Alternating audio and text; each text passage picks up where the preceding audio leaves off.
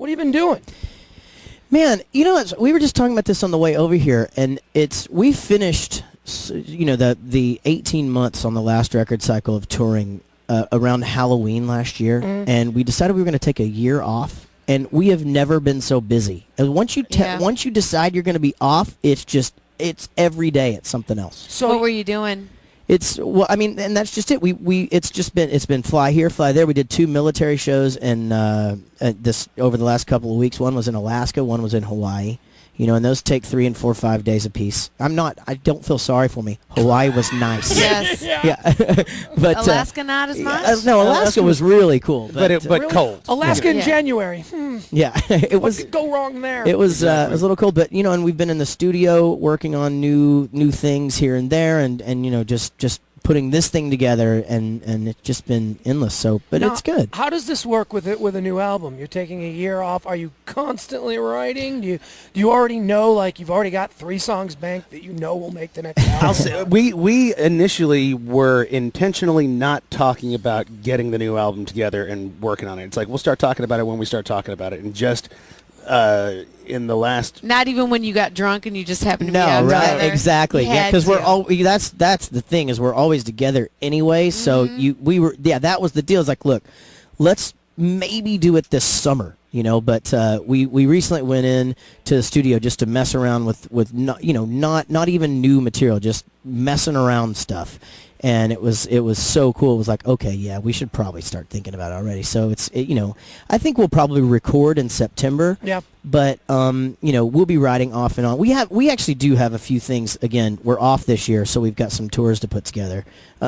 We're going to, in April, during our month of April off, we're going to Japan, Australia, and China. Get out. Yeah. And do you want to go to these places? Yeah. I mean, it's you don't want to fly there, though. That's pretty brutal.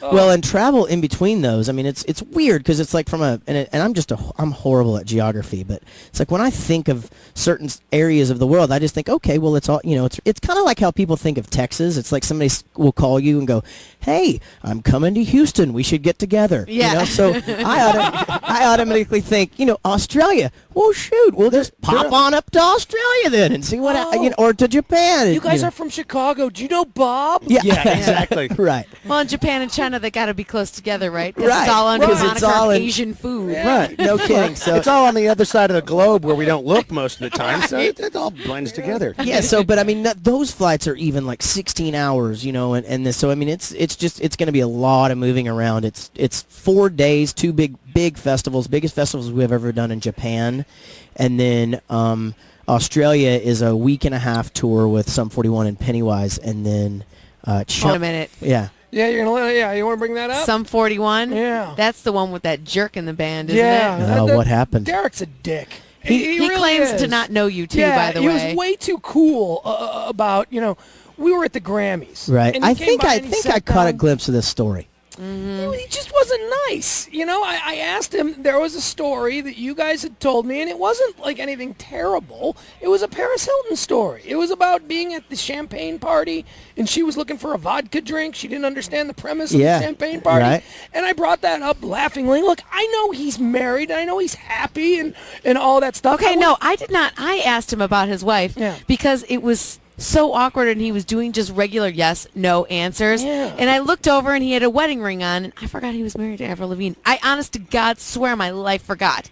And I'm like, so, you're married. Does your wife go on tour with you? And it made it even worse. Yeah, he wasn't, man, a good... He wouldn't say what his favorite thing is that she makes because he didn't want it to appear on message boards all over the world. Yeah, I like it. Yeah, Come on, dude. Like a cookie recipe or something. He would share nothing, and he was just really defensive about it. And maybe that comes when you're in a high-profile relationship, and it's a little bit different than the way you guys have managed to play it out, where you stay here in your hometown and you don't have the paparazzi following you in and out of clubs and all. So maybe he's got a reason to be defensive. I just blanked because it was going so horribly. But he was really mean. I mean, he was really like not a nice guy. He's a real shy guy anyway, and I'm sure that, being sort of a shy individual, and like you said, being in sort of that light all the time, Bit of a pressure cooker, I I'm sure it imagine. can't be easy, and and everybody has bad days, so I'm benefit of the doubt guy, whatever, but Well, you guys, I mean, You know- you guys had a first interview with us. I mean, we're friendly. We're excited that we're Oh, talking totally. to someone we're Yeah. interested in. Yeah. We're not one of these,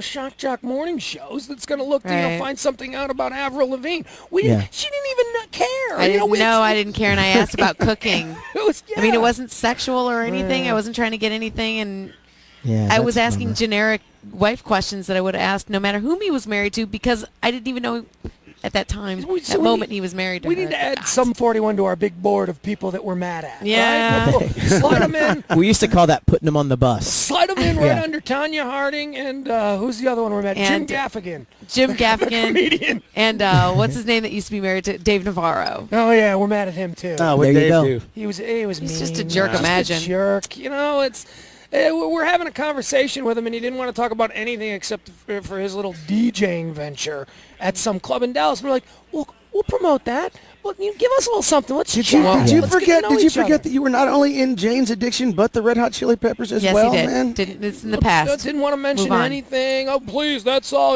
Let's talk about me DJing at Ghost Bar tonight. It's not all right. Fine. I think we hung up on him, didn't we? I think it was something that was along those lines. We're like, we've had Take enough that. of this. All right, guys. We're getting the wrap up. We gotta But I go. wanted to say where you can hear Bowling for Soup for 5 seconds every day.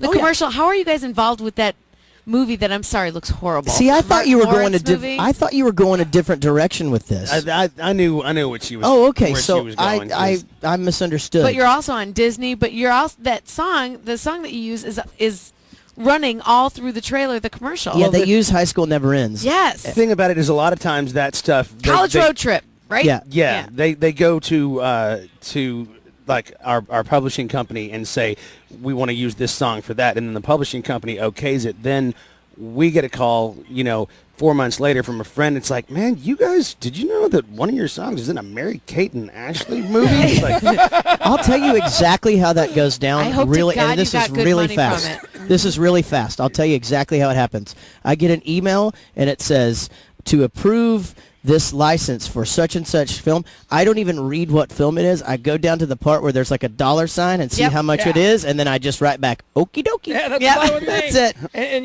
there was a That's list. awesome. There was a list that came out last week that we were going to do on the air. I don't think we got to it, although I don't know what we get to on. I or off I air. forget. But it was a list of musicians and what they earn per day based on songs. And the one that struck out to me was Michael Jackson makes $5,000 a day off "Beat It" alone. Oh, yeah. Before any other song. Yeah. Sting makes $3,000 a day off "Every Breath You Take" alone. He doesn't have to do anything except Yeah. wake up. So I can do nothing but wish for that for you guys. Well, Hopefully thank you. they keep- We wish the same thing. Yeah. All right, very good.